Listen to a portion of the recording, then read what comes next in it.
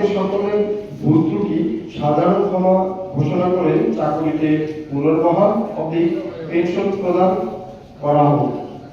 উল্লেখ্য, বিগত 15 সেপ্টেম্বর 2024 তারিখে আমরা মাননীয় প্রধান উপদেষ্টার মাধ্যমে আমাদের নিজ নিজ বাহিনী প্রধানগণের বরাবর আবেদনের মাধ্যমে আমাদের দাবিসমূহ তুলে ধরি এবং বিগত 9 মাস অপেক্ষা করে বেশ কয়েকবার আমাদের সকলের দাবি পূরণের বিষয়ে আপত্তি জানালেও অদ্যাবধি কোনো সুরাহা করা হয়নি।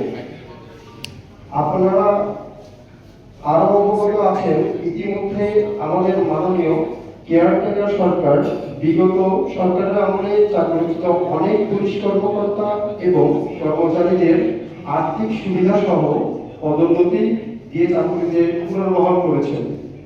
আপনারা জানেন, চাকরিচ্যুত সদস্যগণ অনেকেই বিভিন্ন রসায়নে করে সত্য মিথ্যার সংমিশ্রণে সাজানো অভিযোগের মাধ্যমে চাকরি হারিয়ে আজ পরিবার ও শিশু সন্তানদের নিয়ে অসহায় অবস্থায় দিন যাপন করছে।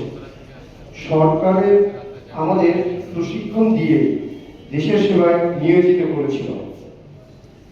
তাই আজকের এই প্রেস রিলিজের মাধ্যমে পুনরায় আমরা নিজ নিজ বাহিনী প্রধানদের নিকট সবিনয়ে অনুরোধ করছি যে আমাদের সকলকে সাধারণ ক্ষমা ঘোষণা করে চাকরিচ্যুত পুলিশ বাহিনীর সদস্যদের ন্যায় পুনরায় দেশ সেবায় নিয়োজিত করার উদ্দেশ্যে চাকরিতে পুনর্বহাল অবধি পেনশন সুবিধা প্রদান করা হবে।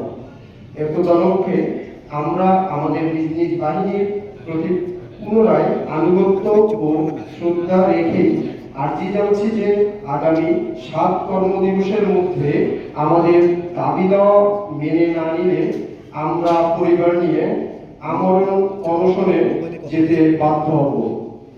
উল্লেখ্য, একটি অপরাধের ক্ষেত্রে একটি সাজা প্রযোজ্য, অথচ স্বাধীনতা দীর্ঘ 54 বছর পরেও আমাদের ব্রিটিশ আইনের মারপ্যাঁচে ফেলে চাকরি থেকে বরখাস্তের পাশাপাশি আরও একটি সাজা হিসেবে অর্জিত গণনাযোগ্য চাকরির পেনশন থেকেও বঞ্চিত করা হচ্ছে।